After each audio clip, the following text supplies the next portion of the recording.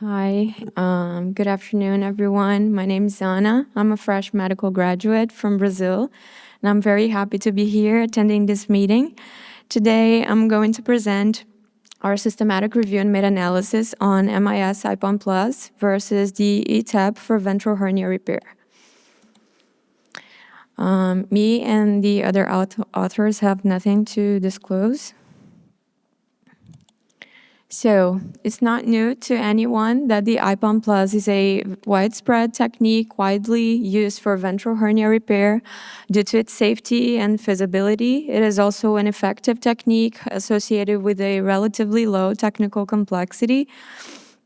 However, the major concerns regarding this technique are the direct contact of the mesh with the abdominal organs, which was showed by previous studies to be related to a higher risk for adhesions and fistula. Also, the requirement for mesh fixation methods, which was showed also by previous studies to be related to a higher risk for postoperative pain. In this regard, new techniques have emerged intending to avoid the intraperitoneal cavity. One of them is the e-TEP, which was previously described by Dr. Dias in 2012 for the repair of inguinal hernias and later adapted by Dr. Beliansky in 2018 to the repair of ventral hernias. This technique avoids the use of an intraperitoneal mesh. It provides dynamic access to the retromuscular plane, and also no mesh fixation method is needed, so this is suggested to cause less postoperative pain. This way, our study aimed to compare the e-TEP technique with the IPOM Plus in regard to early postoperative pain following ventral hernias. From our eligibility criteria, we selected randomized controlled trials and observational studies, including patients older than 18 years old undergoing ventral hernia repair. The intervention group was the e-TEP technique, and the control group was the IPOM Plus. And as an exclusion criteria, we selected studies without fascial closure, like IPOM standard. We searched Medline and Bayes and Cochrane databases from inception until September 2023, and our outcomes of interest were the VAS, the Visual Analog Scale, after 24 hours of surgery and between 7 and 10 days of surgery. And our secondary outcomes were operative time, hospital length of stay, seroma, hernia recurrence, and readmission. We screened 149 studies and selected for full text review 9 studies. And later, after applying our eligibility criteria, 7 studies were included in our analysis. From these 7 studies, 3 were randomized controlled trials, 3 were retrospective cohorts, and 1 was a prospective cohort, totaling 521 patients, 47% to the e-TEP group and 53% to the IPOM Plus group. Our mean age was between 40 to 60 years old. The mean BMI from 26 to 33, and the mean defect width was about 3.5 to 3.6, and similar between both groups.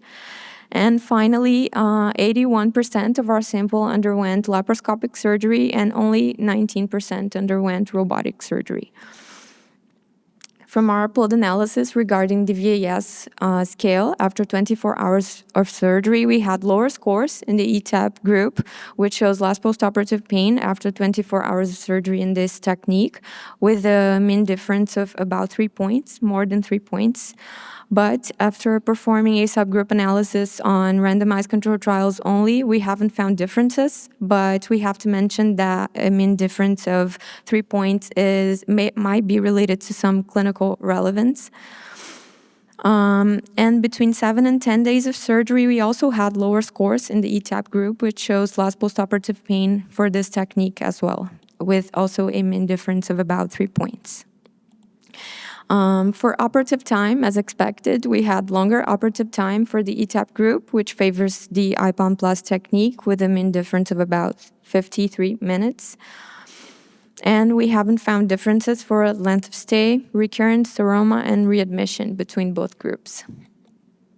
As limitations of our study, we have to emphasize the reduced number of randomized controlled trials, which has certainly limited the power of our statistical analysis, and also the short follow-up of the study selected. Only 2 of the studies assessed patients for a follow-up longer than 90 days, so this has made difficult the analysis of recurrence, obviously, and made impossible an analysis on chronic pain, just early postoperative pain. And finally, few robotic studies comparing the e-TEP with the IPOM Plus are available on the literature, and this might have provided some heterogeneity to our study, because we know that robotic studies use sutures, and laparoscopic studies, laparoscopic surgery most times use tacks. So this might have influenced the analysis on early postoperative pain. As conclusions, we know that the decision on e-TEP and IPOM must be tailored to each patient, taking into consideration, obviously, the size of the hernia, if this hernia is primary or recurrent. But we can conclude that the e-TEP is a safe and feasible option for the repair of ventral hernias associated with a less early postoperative pain compared to the IPOM Plus, and however, it requires longer operative time. No significant differences were seen for length of stay, seroma, readmission, and recurrence.